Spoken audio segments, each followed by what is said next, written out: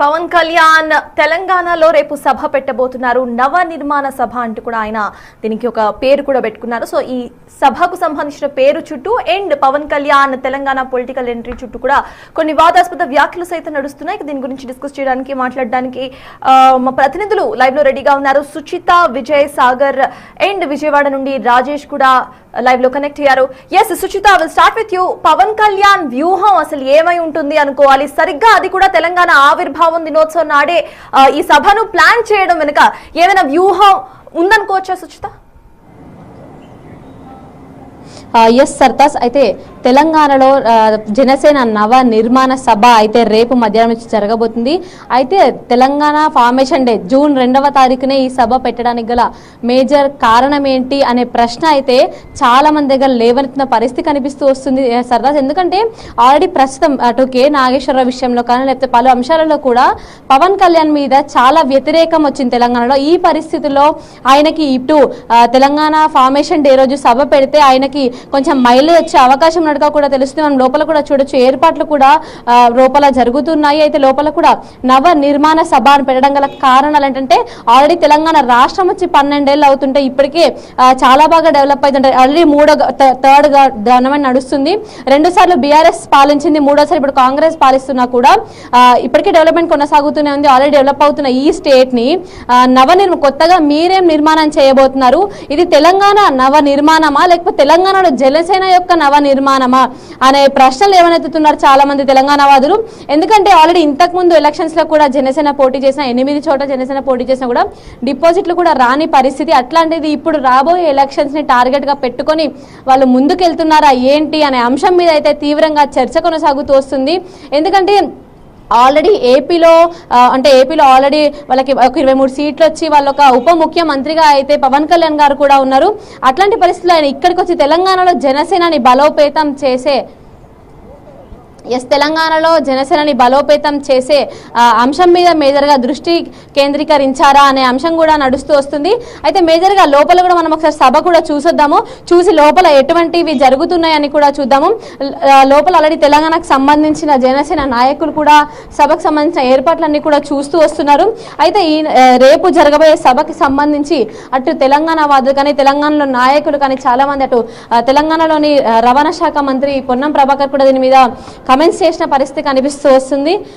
ఎందుకంటే ఒకవైపు అంటే తెలంగాణలో చూపు పడితేనే మా కోనసీమలో కొబ్బరి చెట్లు ఎండిపోతాయి అంటూ కొబ్బరి చెట్లు మాడిపోతాయి అంటూ వ్యాఖ్యలు చేసిన పవన్ కళ్యాణ్, అలాగే తెలంగాణ వస్తే 11 రోజులు అన్నం తినని ఏడ్చిన పవన్ కళ్యాణ్ రేపు పవన్ కళ్యాణ్ సభ తెలంగాణలో పెడుతున్నాడు అంటే ఏంటి అసలు అంతర్యం ఏంటి అనే ప్రశ్న లేవనెత్తాల్సిన పరిస్థితి. అలాగే టీఆర్ఎస్ అధినేత్రి కవిత కూడా దీనికి సంబంధించి స్పందించారు. అంటే మేజర్గా ఏదైతే ఇప్పుడు వర్షాకాలం రాబోతుంది, మీ సచివాలయంలోకి నీళ్ళు వస్తాయి, అది చూసుకోండి ముందు, తర్వాత తెలంగాణ మీద వచ్చి ఫోకస్ చేద్దురు కానీ అనే అంశం మీదనైతే ఆవిడ కూడా మాట్లాడడం జరిగింది. మేజర్గా సభకి సంబంధించి తెలంగాణ జనసేనకు సంబంధించి 2500 మంది కీలక నేతలు కార్యకర్తలు అయితే ఈ సభలో పాలు పంచుకోబోతున్నట్టుగా కూడా తెలుస్తుంది. మనం చూడొచ్చు ఆల్రెడీ జనసేన ఉద్యమి తెలంగాణ నవ నిర్మాణ సంకల్ప సభ జనసేన సాధక్ సమ్మేళనం అంటూ కూడా బోర్డు పెట్టడం జరిగింది. దీనికి సంబంధించి పూర్తి స్థాయిలో ఏర్పాట్లు కూడా కొనసాగుతూ వస్తున్నాయి. కానీ అసలు దీనికి పర్మిషన్ ఉందా లేదా అనే అంశం మీద కూడా చర్చ కొనసాగుతూ వస్తుందని చెప్పుకోవచ్చు. ఆల్రెడీ ఈ సభకి సంబంధించి పూర్తి స్థాయిలో ఏర్పాట్లన్నీ కూడా కొనసాగుతూ వస్తున్నాయి. మరియు దీనికి సంబంధించి రేపు అంటే మేజర్గా అసలు తెలంగాణ ఫార్మేషన్ డే రోజు పెట్టడానికి గల కారణం ఏంటి అనేది అయితే చాలా గట్టిగా వినిపిస్తుంది తెలంగాణలో. ఎందుకంటే ఆల్రెడీ మొన్న రీసెంట్గా ప్రొఫెసర్ నాగేశ్వరరావు విషయంలో కానీ లేకపోతే పలు అంశాలలో కూడా పవన్ కళ్యాణ్ మీద వచ్చిన వ్యతిరేకత ఏదైతే ఉందో ఆ వ్యతిరేకతనంతరినీ కూడా మంచిగా అంటే పాజిటివ్గా మార్చుకోవడానికి ఆయన ఇటువంటివన్నీ కూడా చేస్తున్నారా, అంటే తెలంగాణ రాబోయే ఎలక్షన్స్లో తెలంగాణలో జనసేనని బలపరచుకోవడానికి ఇటువంటివన్నీ కూడా చేస్తున్నారా అనే అంశం గురించి కూడా చర్చ కొనసాగుతూ వస్తుంది. ఖచ్చితంగా తెలంగాణలో జనసేనని బలపరచుకోవడమే వాళ్ళ లక్ష్యంగా కూడా చెప్తూ వస్తున్నారు. దాదాపు 2500 మంది కార్యకర్తలు కానీ అందరూ కూడా ఈ సభకి రాబోతున్నట్టుగా కూడా తెలుస్తుంది. ఇప్పుడే సభ దగ్గరికి తెలంగాణకు సంబంధించి జనసేన నాయకుడు శంకర్ గౌడ్ గారు కూడా రావడం జరిగింది. ఒకసారి ఆయనతో కూడా మాట్లాడే అసలు సభకు సంబంధించి ఎటువంటివి జరగబోతున్నాయి ఏంటి అనే అంశాలు కూడా చర్చించే ప్రయత్నం అయితే చేద్దాము. సార్, మేజర్గా రేపు సభ జరగబోతుంది, నవనిర్మాణ సభ అని. తెలంగాణలో నవనిర్మాణ సభనా లేకపోతే తెలంగాణలో జనసేన నవనిర్మాణ సభనా? మేడం, మీరు ఒకటి చెప్పండి. 2014లో మేము పార్టీ ఆరంభించడం జరిగింది. సో అనేక సమస్యల మీద మేము ప్రభుత్వాల దృష్టికి తీసుకెళ్ళాం. గత 10 ఏళ్లలో ఇప్పుడున్న ఏదైతే ఆపోజిషన్లో ఉన్న పార్టీలు గత కొన్ని వారం నుంచి జనసేన అధినేత శ్రీ పవన్ కళ్యాణ్ గారి మీద రకరకాలుగా మాట్లాడిస్తున్నారు. మీకు అందరికి తెలిసిన విషయం. ఇది మేము ఒక నెల కింద అనుకున్న విషయం. ఇది మీటింగ్ కూడా మేము పర్మిషన్ తీసుకొని 3 రోజులు అవుతుంది. ఆ పర్మిషన్ ప్రాసెస్లో ఉంది. తెలంగాణలో జనసేన యువత అంతా జనసేన పార్టీ అధ్యక్షుల వైపు చూస్తున్నారు. ఈరోజు 2 తెలుగు రాష్ట్రాల్లో యువత అంతా జనసేన అధ్యక్షుడు పవన్ కళ్యాణ్ గారు ఏదైతే మంచి పనులు చేస్తున్నారో ఆంధ్రప్రదేశ్లో అటువంటి అంశాలను తీసుకొని ఆకర్షితులై జనసేన పార్టీలో చేరుతున్నారు. అంటే పవన్ కళ్యాణ్ గారు తెలంగాణ వ్యతిరేకి అంటూ కూడా చాలా మంది తెలంగాణ వాదులు చెప్తున్నారు. అదిగాక మన ప్రొఫెసర్ నాగేశ్వరరావు గారి విషయంలో కూడా అది మళ్ళీ ప్రూవ్ అయింది అంటూ కూడా చాలా మంది చెప్తున్నారు. తెలంగాణ వాదులు చెప్తూ వస్తున్నారు కదా. నేను ఒకటే చెప్తామ్మా, మనము 2014లో ఏదైతే విభజన జరిగిన తర్వాత మీకు తెలుసు విషయాలు, అన్నదమ్ములుగా విడిపోదాం, కలిసిమెలిసి ఉందామన్నారు. ఇదే కేసీఆర్ గారు ఒక ఆంధ్రప్రదేశ్ సంబంధించిన ఏ ఒక్క వ్యక్తికి ఏదన్నా జరిగితే నా నోటి పనులతో ముళ్ళు తీస్తా అని చెప్పిండు. అసొంటి అంశాలు చెప్పి ఈరోజు మళ్ళీ ఈ కొత్త అంటే రాజకీయాలలో మీరు ప్రభుత్వంలో ఉంటే ఒక మాట, ప్రభుత్వంలో లేకపోతే ఇంకో మాట. అంటే దీన్ని మేము పూర్తిగా వ్యతిరేకిస్తున్నాం. ఎందుకంటే రాజకీయ లబ్ధి కోసం మీరు ప్రయత్నం చేస్తున్నారు. మేము యువతకు పోరాట స్ఫూర్తి నింపుతున్న వ్యక్తి జనసేన అధినేత శ్రీ పవన్ కళ్యాణ్.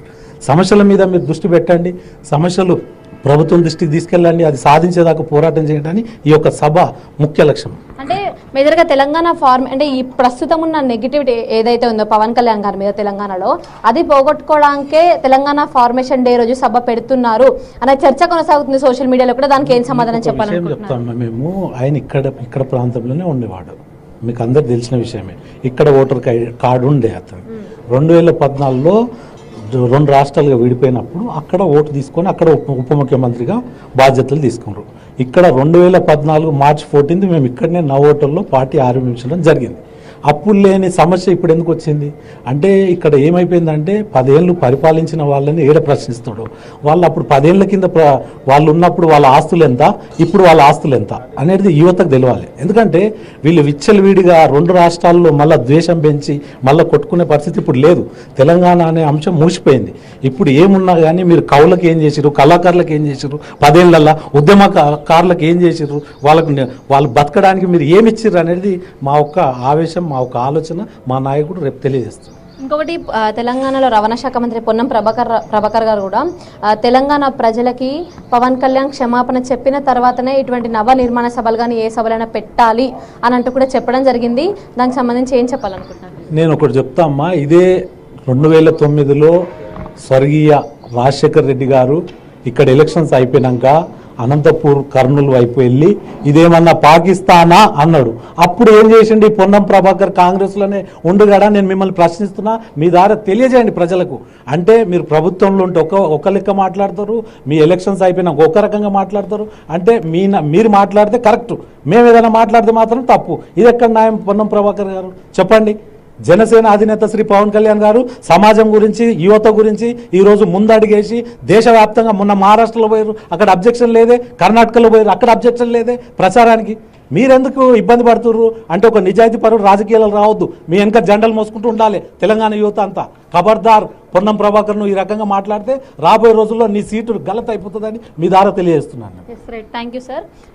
చూసాం కదా, మొత్తానికి ఇది పరిస్థితి. తెలంగాణలో ఖచ్చితంగా మేము యువతని చైతన్యపరచడానికే అయితే ఈ సభ అయితే చేస్తున్నాము. ఖచ్చితంగా ఎటువంటి దురుద్దేశాలు మాకు లేవు. తెలంగాణలో యువతని చైతన్యపరిచి ఖచ్చితంగా యువత రాజకీయాలకు వచ్చి మంచి మంచి పొజిషన్స్లో ఉండి మంచి చైతన్యపరిచే పనులు చేయాలి, స్టేట్ కానీ కంట్రీ కానీ డెవలప్ అయ్యే పనులు చేయాలి అంటూ కూడా చెప్పడం జరిగింది. పొన్నం ప్రభాకర్ గారు కానీ లేకపోతే ఎవరైనా కూడా మాట్లాడే ముందు కొంచెం ఆలోచించి మాట్లాడండి అంటూ కూడా చెప్పడం అయితే జరిగింది sir. Thank you Sujatha. And now Vijay.